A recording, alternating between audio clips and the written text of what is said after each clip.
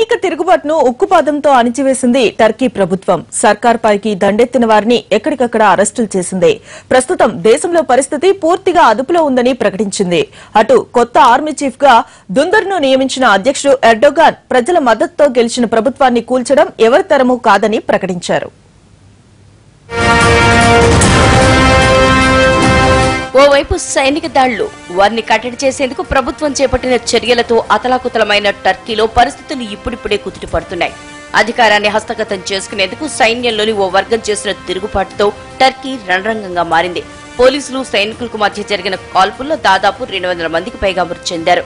మరో 1500 మంది గాయపడ్డారు. కొన్ని గంటల పాటు జరిగిన హోరాహోరీ పోరాటం తర్వాత ప్రభుత్వం పైచేయి సాధించింది. సైనిక తిరుగుబాటును టర్కీ ప్రభుత్వం తీవ్రంగా పరిగణించింది. ధిక్కార స్వరం వినిపించి వారిని ఎక్కడికక్కడ కట్టడి చేసింది.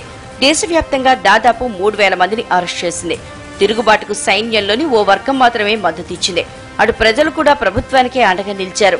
దీంతో త్వరలోనే పరిస్థితిని అదుపులోకి తీసుకొచ్చింది టర్కీ సర్కార్. ఈ తిరుగుబాటుకు కీలక సూత్రధారులుగా భావిస్తున్న ఆర్మీ అధికారులు దేశం విడిచి పారిపోయినట్లు తెలుస్తోంది. అటు తాత్కాలిక army chief of staff general ఉమెద్ దందర్ను నియమించారు.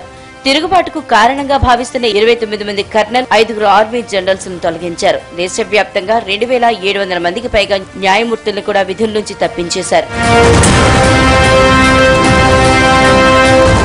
టర్కీలో చిక్కుకున్న భారతీయులంతా క్షేమంగానే ఉన్నట్లు కేంద్ర ప్రభుత్వం ప్రకటించింది. వీరందరినీ సురక్షితంగా తీసుకొచ్చేందుకు ఏర్పాట్లు చేస్తున్నట్లు విదేశాంగ మంత్రి సుష్మా స్వరాజ్ తెలిపారు. టర్కీలో సాధారణ పరిస్థితులు నెలకొనే వరకు ఎవరూ అక్కడికి వెళ్లొద్దని సూచించారు. ఎవరైనా ఆపదలో ఉంటే సంప్రదించాలి అంటూ ఎమర్జెన్సీ నెంబర్లను కూడా కేంద్రం ప్రకటించింది.